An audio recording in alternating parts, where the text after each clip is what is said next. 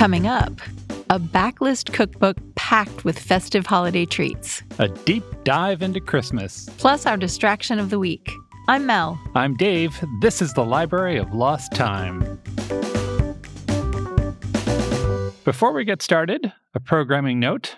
We are going to be getting festive for the next few weeks. We hope you will join us in whatever that means to you. But specifically, we will not be talking to you next week on the 20th or the week after that on the 27th or even the week after that on the 3rd. There is so much lounging and reading in our future. I'm very excited about that. Very much looking forward to that. We will be talking with you in early January when... This is so exciting. We will be announcing the details of a super secret project we have been working on for months now. We hope that you will be a part of it. We're very excited about it. We will have all the details about that in the first full week of January, probably. Can I just say keeping secrets is the worst for me because I get so enthusiastic. I just want to tell everyone right now. Yeah. And I can't. Yeah. Because we don't have it all figured out yet. No. But we will. We will. By the first week of January. Probably. Probably. Feeling pretty good about it. Very likely. Let's talk about books. What have you got this week? All right. Well, this is probably going to sound like a weird thing for a cookbook author to say, but here we go. I don't enjoy cooking that much. Yeah, Mel's kind of Batman in the kitchen, like she's really good at it, but it comes with a certain amount of like emotional intensity. I love coming up with new recipes and kind of daydreaming about how they might taste. Yeah, using your excellent foodination. My foodination. Yeah. I also really love eating. Yeah. Like, love eating. But the grind of making food every day just kind of wears me out. It takes away from reading time. However, the one time I do kind of like playing in the kitchen is over the holidays because I like to make special treats. Yes. And one time, back in the 90s, the other day I realized this was like 30 years ago. Yeah. To me, it was a few years ago. Yeah, a while back. One of our first Christmases together, I got my hands on a book called Gifts from the Kitchen from Williams Sonoma. And I went a little crazy. I made lists and lists of the recipes. Then I bought small brown paper bags and a snowflake stamp with silver metallic ink and silver ribbons and bows, and I made Christmas gift packs for like everyone we knew. Yeah. I was a Christmas making factory. I remember that book, and we got a lot of good recipes out of that book that we still use. We do. For example, spice nuts. Yeah. We make those at least once a year. Yeah. Sometimes Thanksgiving and Christmas. And those just have like an outrageous work to impact ratio. It's true. Like they're not that hard to put together, but seriously, boy, it takes good. like, you throw nuts in a bowl, you heat up some oil with spices, you toss them together and you put them in the oven and you are done. Yeah. It's, 20 minutes start to finish. And everyone who's ever eaten them is like, this is the best thing I've ever had. Yeah. It's because they have a little bit of sugar and salt on them, but they are not candied. They're just tossed with cumin, cayenne, sugar, salt, and they're so good. Hot tip, they are fantastic on vanilla ice cream too. They really are. Yeah. One of the other recipes we got out of that book was something called pine nut brittle. Which again, it's 5 ingredients and it tastes like Christmas love. Yeah. And I'm not an experienced candy maker or anything. You don't have to be. Very simple recipes with big impact. Other things you might want to know are in this book. Vanilla bean caramels. That was a revelation because they're super easy to make. And again, just crazy impact because they're so good. You think you've enjoyed caramel and then homemade caramel comes along and you have to rethink your entire life. And then you find out that the trick is they're really not hard to make. Yeah. Why am I not doing this all the time? Yeah. There are 2 kinds of marinated olives in heavy rotation. They're great in salads. There's some tiny scones that are really cute and a panettone with apricots and cherries. Cappuccino fudge sauce. The recipes are all really nice because they look special, even though they're simple to make. And there are great ideas in the book for how to package them so they look fancy. But again, you don't have to be Martha Stewart to look like a superhero here. So is this 30-year-old book still available? Yes. Excellent question, Dave. You can buy it on Amazon.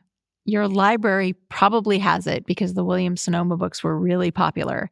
And if you're in a hurry, it's on the Internet Archive. So you can register, check out the book for an hour, grab the recipes you need, go to the grocery store, done. Easy peasy. Yeah. That's Williams-Sonoma Gifts from the Kitchen by Kristine Kidd, and it's been making our Christmas better since 1994. I am also going backlist this week. Right on. My book is A Christmas Cornucopia, The Hidden Stories Behind Our Yuletide Traditions by Mark Forsyth. If you have ever wondered why Christmas falls on December the 25th, or why we celebrate with a tree, or how Santa evolved into the jolly old elf we all know today, this is your book. It is a collection of essays about the history of what makes Christmas Christmassy. Fun. Yeah. The author has two qualities that I find very endearing. First, he has done a ton of research. He has spent many hours in research libraries chasing down all of the Christmas traditions. Do you think he was wearing one of those Christmas sweaters while he did it? Drinking hot chocolate? Mainlining Christmas cookies? Your idea of this guy might change when I say the second thing. Second, he is what the British call cheeky. He is a touch disrespectful. He seems very doubtful of, say, religion, for instance, and he's not afraid to throw a punch or two at the reader. Wow. Yeah. Yeah. So I'm going to read you a couple of paragraphs. These are from his essay on Santa. I found these delightful. Hopefully you will too. Here's what he wrote. America was founded on the principle that Christmas doesn't exist. You may hear other theories about religious freedom or colonial idealism or liberty or exploration or other airy-fairy codswallop. Codswallop? Yep. But these fail to look at the cold, hard facts of the cold, hard Pilgrim Fathers who landed at Plymouth Rock. They were Puritans, and Puritans hated Christmas. So they spent Christmas Day 1620 building the first houses of their new colony. Just to be utterly clear, they didn't do this for luck or love of Christmas. They did it because they didn't believe in Christmas at all and believed it should be an ordinary workday like any other. You can theorize all you like about colonialism and capitalism and the great unmapped continent, but when it comes to nails and wood, America was founded on the principle that Christmas doesn't exist.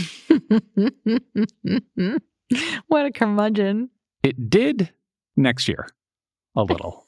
A bunch of new, less Puritan settlers arrived in early December on a ship called the Fortune. And when Christmas Day came round, they told Governor Bradford that they couldn't, in all conscience, work on a holy day. The governor reluctantly agreed that they could have the day off. The original Mayflower Pilgrims went out to work in the field as usual. But when they got home for dinner, they discovered the newcomers playing at stool ball, an early form of cricket, and actually having fun in public. How dare they? This was too much for Governor Bradford, and he confiscated their toys and ordered them indoors. He later noted with satisfaction that since then, quote, "Nothing hath been attempted that way, at least openly." But the new pilgrims kept coming, and many of them couldn't wait to celebrate. On one ship, the Ark, that came over to Maryland in 1633, Christmas Day fell while they were still at sea, and they got so drunk that, quote, "about a dozen died." Oh my gosh. I mean, I guess that's not funny, but wow, that's a party. Right? So this whole book is sort of filled with that kind of stuff. He goes on from there to visit with early Americans like Washington Irving and Clement Moore and how they influenced the Santa story. He tells us that nobody really knows how the reindeer myth got started. It just showed up one day and everybody rolled with it. The book is informative and laced with references you might want to follow up and presented with the dry wit you just heard. If you are up for having your Christmas traditions walked all over, this is a delightful book. It would be a great stocking stuffer for the cynic or nonfiction reader in your life. It's A Christmas Cornucopia by Mark Forsyth. And now, our distraction of the week. distraction. Let's talk about graphic novels. I wanted to mention a few graphic novels that have come out in the last couple of years that I think are worth your time. I would qualify these books as being good for people who don't read comics very often, or maybe at all. I think that's an important distinction. If you go to, say, the New York Times and look at their best graphic novels of the year list, you are going to get graphic novels that are pushing the form, right? This character expresses himself with the head of an octopus and the body of my fifth grade teacher, that kind of thing. And there is room for that, but these books are not that. These are 3 graphic novels that are good for people who might be graphic curious. Okay, so pretend I'm a person who loves to read novels. Yeah. Make the case for why I should include graphic novels in my reading experiences. Okay. That's a broad question, but the short answer is if you're of a certain kind of mind, they're just delightful. A good graphic novel combines graphics and text that tell a story faster than a novel can. So it's like a movie in that regard. At the same time, the comic form has its own strengths. It can play with time or visuals or the juxtaposition of image and text in a way that no other form can. So, for instance, if you have a picture of a cat, just a typical cat, and you put the text princess on top of that cat, you get one vibe. Mm-hmm.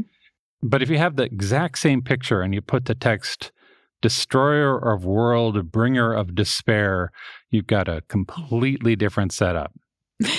And that's a more honest depiction of a cat. And then if you have sort of in the next frame the same cat, but with maybe the cat smiling a little bit and their heads tilted up just so, now you've got a relationship, right? Now you've got sort of movement. Could you express that same relationship in just text? Can you get to the essence of a cat in text that way? Yeah. But is it going to be that quick? Probably not. So a good graphic novel can hit you right between the eyes. A graphic novel can express different emotional states faster than a novel. A graphic novel can also explain concepts faster than a wall of text. And a good artist can bring visuals and text that work together to tell a rich and compelling story. And if you're sleeping on that, you might be missing out.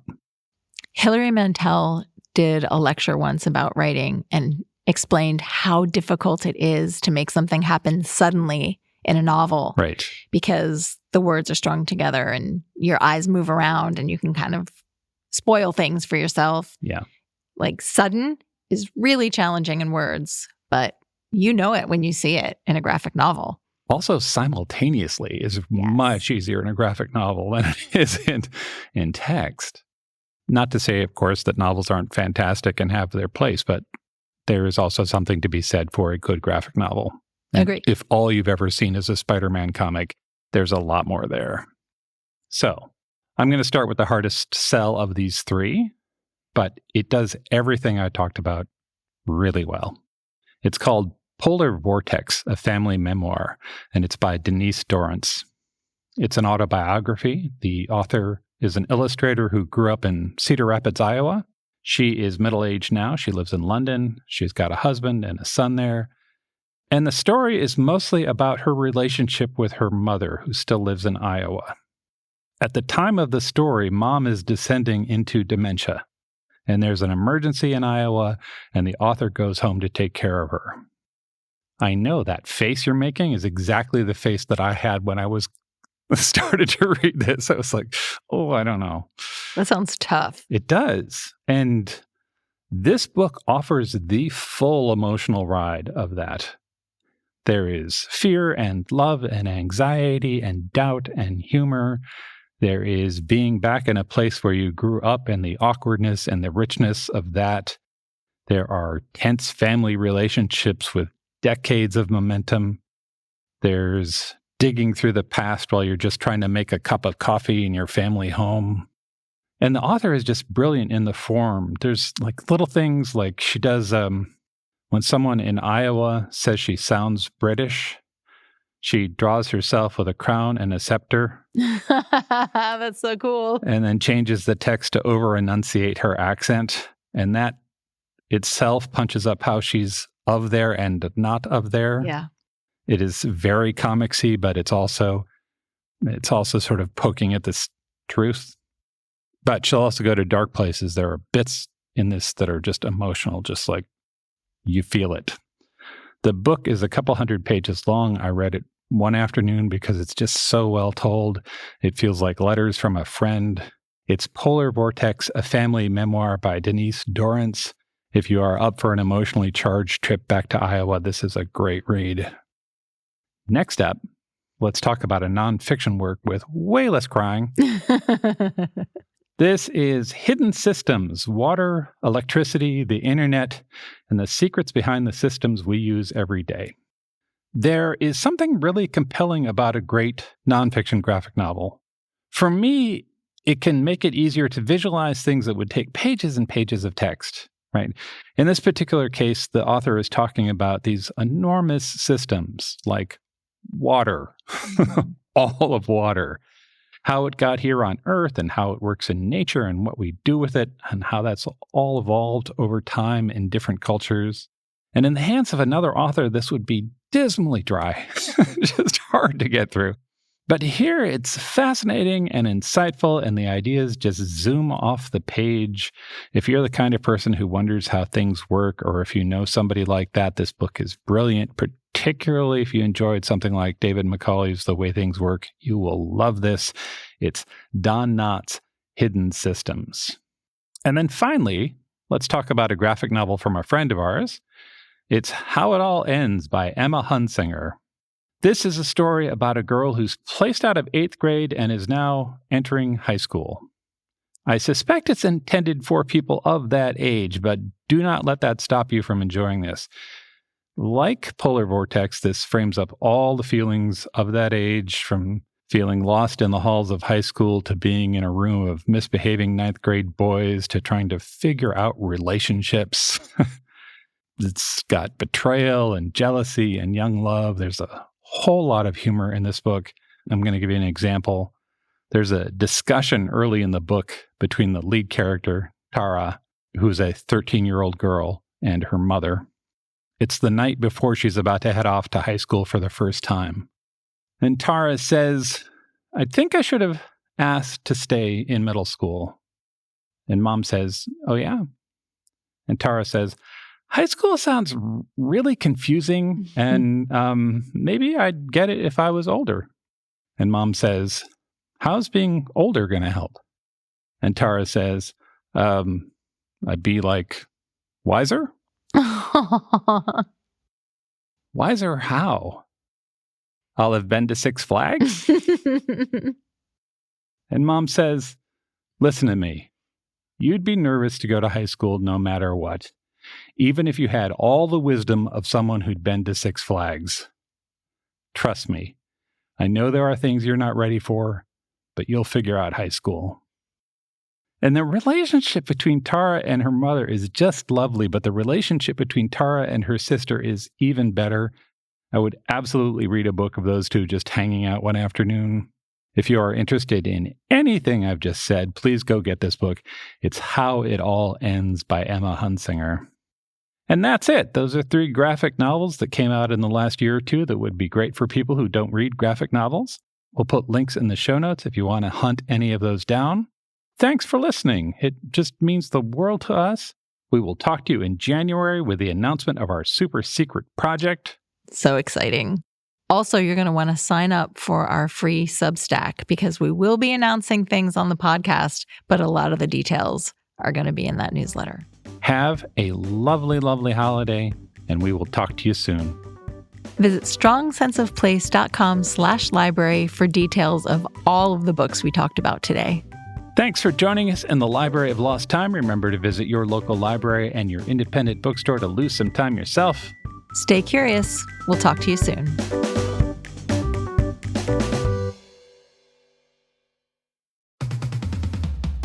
I'm Amy Nicholson, the film critic for the LA Times. And I'm Paul Scheer, an actor, writer, and director. You might know me from The League, Veep, or my non-eligible for Academy Award role in Twisters.